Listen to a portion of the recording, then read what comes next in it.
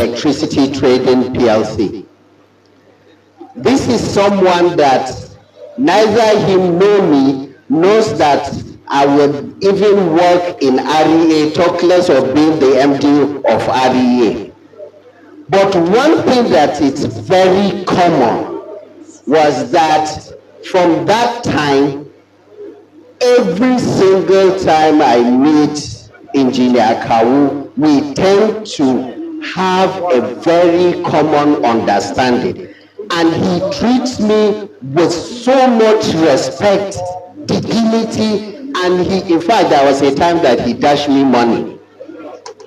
This, to me, defines the kind of a person he is. Engineer Kawu is a force to reckon with when it comes to the Nigerian renewable, not just REA. In as much as we are here to celebrate that he has retired, as far as I'm concerned, Engineer Kawu has not retired. And he's not tired. Unless if we find a way that we can transfer his brain, the entire brain from his head to my head, then he can retire. But if there's no way to do that, we need people like him in the sector. There's no problem or there's no challenge that you cannot put in front of Engineer Kawu that he cannot address. Another unique characteristic that Engineer Kawu has is that he commits himself, his money, his resources, his blood into every single work you give it to him. Nobody, and I repeat, nobody in the history of Rural Electrification Agency that has used his own personal resources to do the RES work like Engineer Kawu. Engineer Kawu, from the bottom of my heart, as Abba Aliyu Abubakar, not MD, I want to thank you for being who you are. And after the very long conversation, I told him, I said, beyond working with you and learning the job from you, I want to learn your ways. Because for everyone you've seen around, they have something good to talk about Engineer Kawu.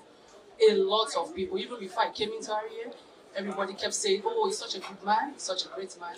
And when I came in, he didn't treat me any less. So I'll say it in Yoruba, so it's easier for people to understand. That I want to learn how to treat people. I want to learn how you're so kind to people. Like everybody comes into the office and they leave very happy. And I'm happy that during our stay together, I was able to learn a lot from him. And this evening, I want to say, Daddy Eshesa. Even before I met him, everyone was talking about Engineer Kawu, Engineer Kawu. In fact, he was in a different department, so we're not even working first hand together. But due to how much I hear about his name and referrals from people, I had to go and look for him and find him. Who is this Engineer Kawu? I need to meet him. So, of course, we met eventually, and luckily as well, along the way, he returned to the position of Director of Projects, where we worked closely together for about more than a year now. And I have to give it to him. I'm not just saying this because I'm in the presence of his family or kinsmen. I really enjoyed working with him for this period of 1 year. But finally, of course, that day came.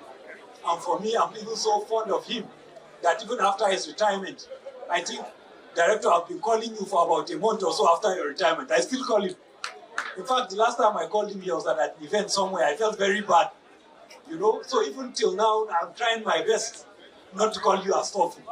But a lot of issues we still have to revert back to him because he has so much knowledge, so much experience. He's a very kind-hearted man.